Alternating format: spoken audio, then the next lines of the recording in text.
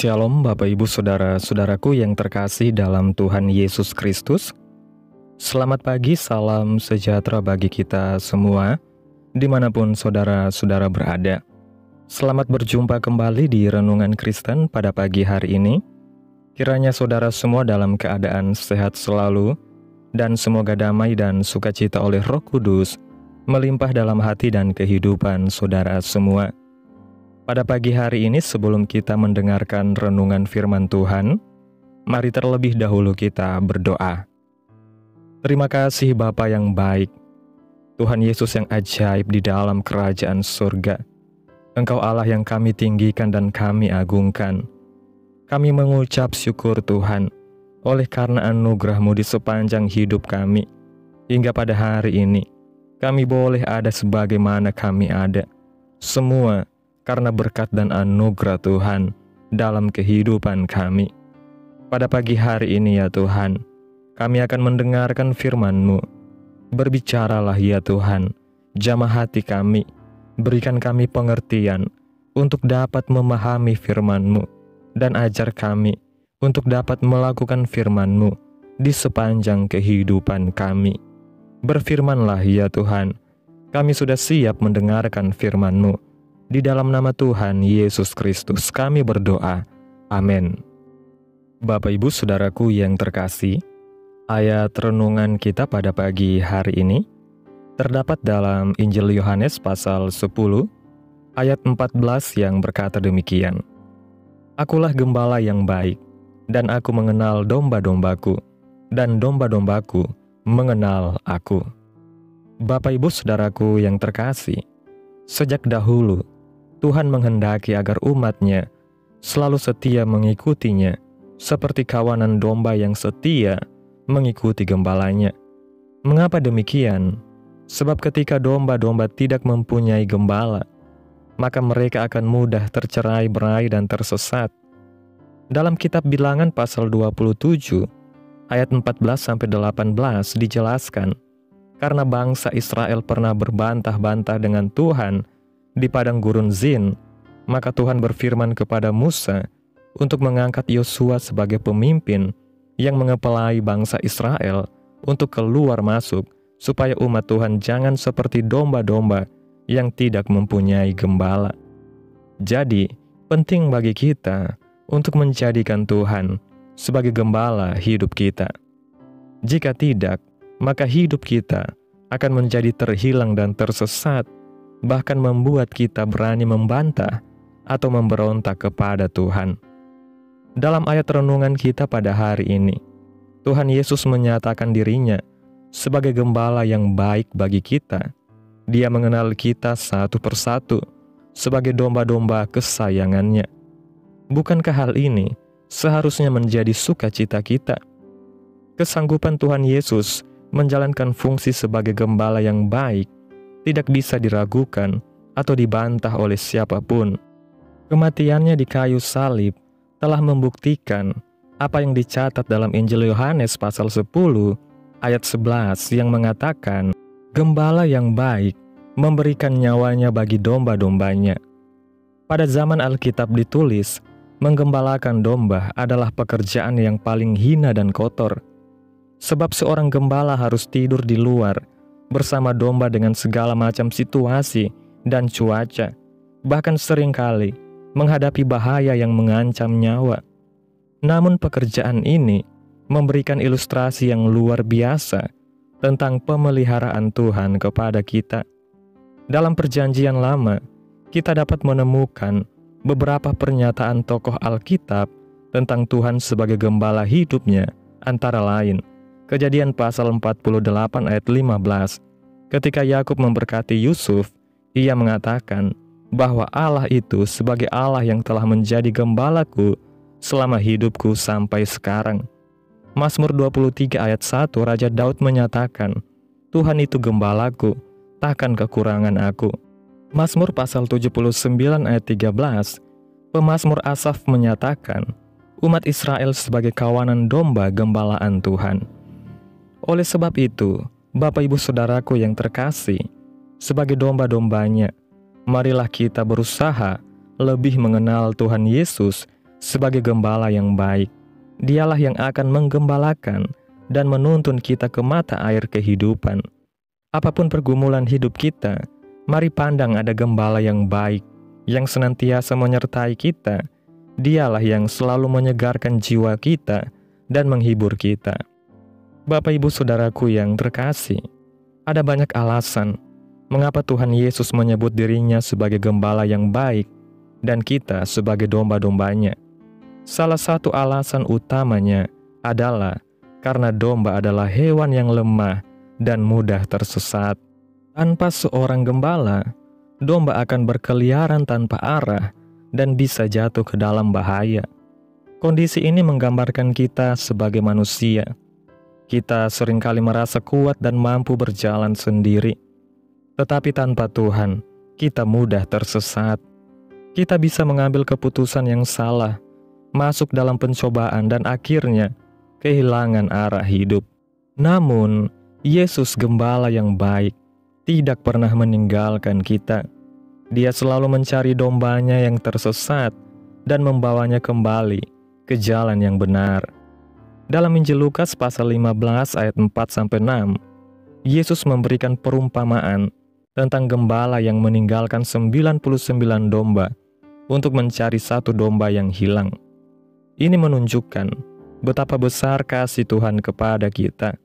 Dia tidak ingin satupun dari kita terhilang, tetapi Dia ingin membawa kita kembali kepadanya. Seorang gembala bukan hanya memberi makan domba-dombanya, tetapi juga melindungi mereka dari bahaya. Dalam kehidupan kita, ada banyak ancaman yang bisa membuat kita jatuh.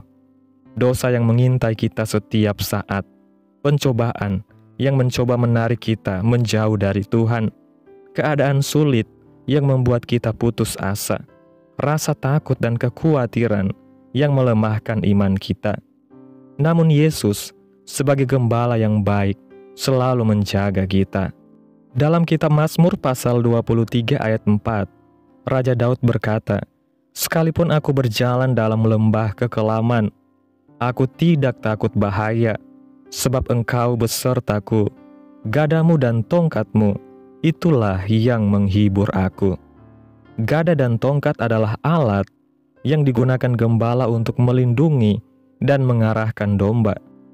Gada dipakai untuk melawan serigala atau binatang buas yang ingin menyerang domba, sedangkan tongkat dipakai untuk menarik kembali domba yang mulai tersesat. Ini menggambarkan bagaimana Tuhan melindungi kita dari serangan musuh dan menuntun kita kembali ke jalan yang benar ketika kita mulai menyimpang. Yesus memberi kehidupan bagi domba-dombanya.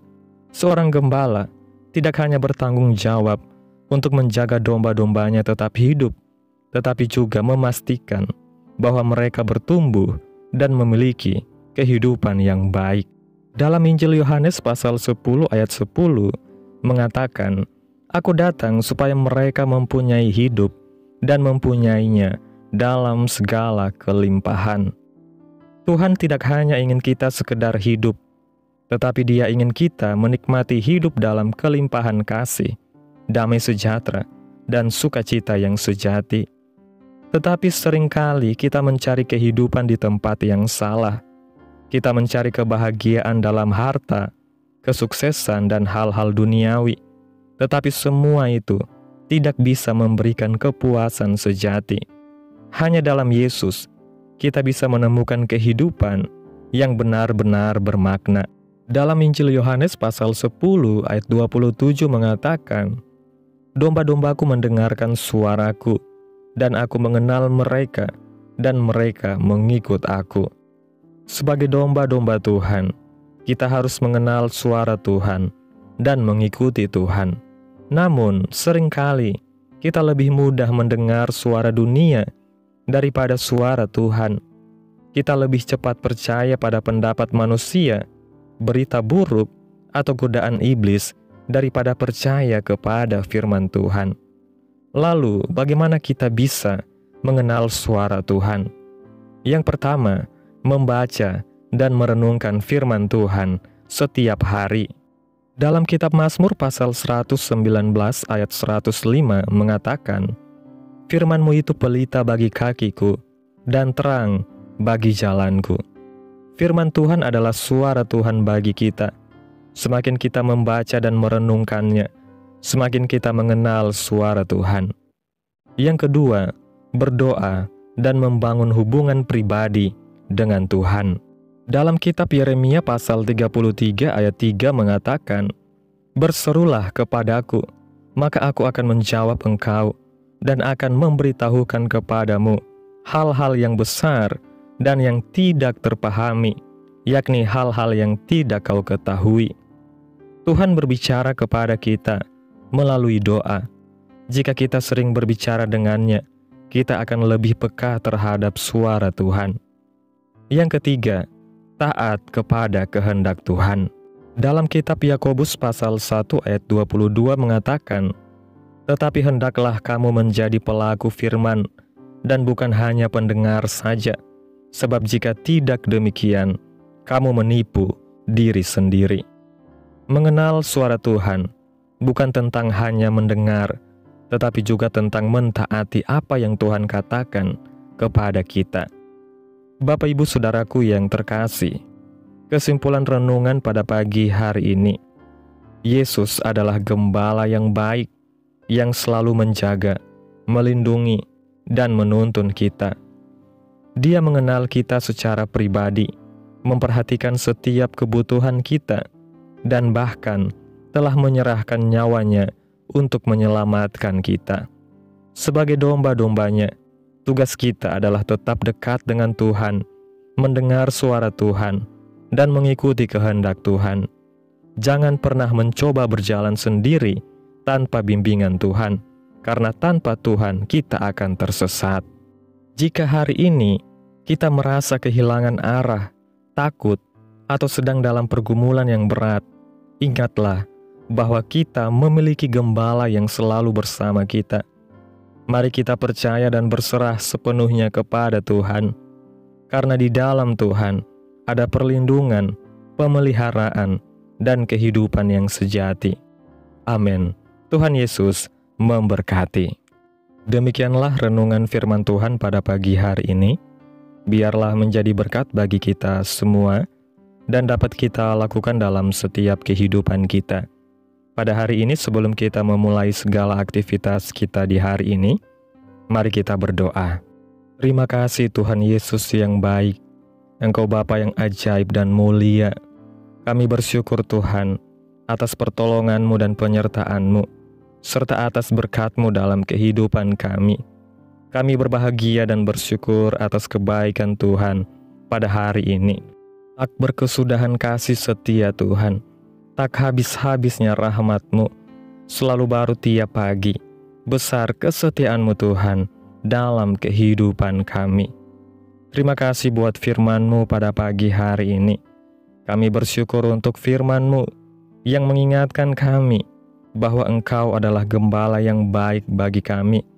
Terima kasih karena Engkau mengenal kami satu persatu, memelihara kami, dan selalu menjaga kami dari bahaya. Terkadang kami merasa takut dan tersesat dalam hidup ini. Kami sering mencoba berjalan sendiri tanpa bimbingan Tuhan, dan akibatnya kami jatuh dalam kesulitan. Hari ini kami kembali kepadamu. Kami ingin hidup sebagai domba-domba yang selalu mengikuti gembala yang baik. Terima kasih buat firman-Mu Tuhan. Tanamkan firman-Mu dalam hati kami, dan mampukan kami untuk melakukan firman-Mu di dalam setiap kehidupan kami. Biarlah perkataan-Mu menyegarkan jiwa kami, menghidupkan hati yang lemah dan lesu, dan membangkitkan harapan dan kasih. Berkati umat-Mu yang sudah mendengarkan firman-Mu hari ini. Berkati di setiap saat, tempat, dan kondisi hidup mereka, agar senantiasa selalu merindukan dan membutuhkan firman Tuhan sebagai pelita kebenaran yang memerdekakan dan penghiburan yang menguatkan. Ajarilah kami bahasa firman-Mu dan bimbinglah kami untuk selalu hidup sesuai kehendak-Mu, agar kami selalu dekat kepadamu. Terima kasih Tuhan Yesus buat kesempatan hidup yang masih Engkau berikan. kami mau pakai untuk hormat dan kemuliaan nama-Mu. Segala pergumulan dan persoalan hidup kami serahkan di dalam tangan-Mu. Engkau yang akan menyelesaikannya bagi kami. Kami hanya berharap kepada-Mu. Hamba berdoa ya Tuhan, buat umat-umat-Mu yang sudah mendengarkan renungan pada pagi hari ini, yang saat ini sedang mengalami sakit penyakit, pergumulan masalah, kebutuhan ekonomi. Kiranya Tuhan jamah kehidupan umat-umat-Mu, sembuhkan sakit penyakit umat-umat-Mu, pulihkan keadaan mereka, berkati perekonomian umat-Mu, serta berikan jalan keluar dalam setiap pergumulan masalah yang umat-Mu sedang hadapi. Dan ajarlah kami ya Tuhan, untuk terus berharap dan percaya sepenuhnya kepada Tuhan Yesus. Kiranya Tuhan Yesus terus memberkati kehidupan kami, keluarga kami, sanak saudara kami, daerah tempat tinggal kami, bangsa dan negara kami, pemerintah-pemerintah kami. Biarlah semuanya dalam perlindungan-Mu ya Tuhan, dan jadilah sesuai kehendak-Mu yang terbaik dalam kehidupan kami. Memberkati usaha pekerjaan umat-umat-Mu, memberkati studi, masa depan, cita-cita dari anak-anak-Mu, memberkati kehidupan kami semua, melindungi kami semua dimanapun kami pergi dan berada. Pada hari ini Tuhan, kami anak-anak-Mu akan melakukan berbagai aktivitas. Kami akan bekerja dan menjalankan tanggung jawab kami. Kiranya Tuhan yang mampukan. Kami serahkan seluruh rencana dan agenda hari ini ke dalam tangan Tuhan. Biar Tuhan yang berkarya, dan biarkan semua rencana sesuai dengan kehendak-Mu. Tutup bungkus kami oleh kuasa-Mu. Hindarkan kami dari segala kecelakaan, mara bahaya, sakit penyakit, orang-orang jahat, kuasa-kuasa kegelapan, iblis, bencana-bencana alam, hal-hal yang tidak kami inginkan. Tuhan singkirkan, Tuhan jauhkan, Tuhan patahkan, hanya di dalam nama Yesus. Ampuni dosa dan kesalahan kami Tuhan. Jadikan kami pribadi yang lebih baik setiap harinya. Jagai kehidupan keluarga kami. Berikan kami kesehatan dan tuntun kami di jalan-Mu yang benar. Terima kasih Tuhan Yesus. Inilah yang menjadi doa kami. Mari sama-sama kita berdoa. Bapa kami. Bapa kami yang di sorga, dikuduskanlah nama-Mu. Datanglah kerajaan-Mu. Jadilah kehendak-Mu di bumi seperti di sorga. Berikanlah kami pada hari ini makanan kami yang secukupnya, dan ampunilah kami akan kesalahan kami, seperti kami juga mengampuni orang yang bersalah kepada kami. Dan janganlah membawa kami ke dalam pencobaan, tetapi lepaskanlah kami daripada yang jahat. Karena Engkaulah yang empunya kerajaan, dan kuasa, dan kemuliaan, sampai selama-lamanya. Amin. Selamat pagi, selamat beraktivitas. Tuhan Yesus memberkati. Amin.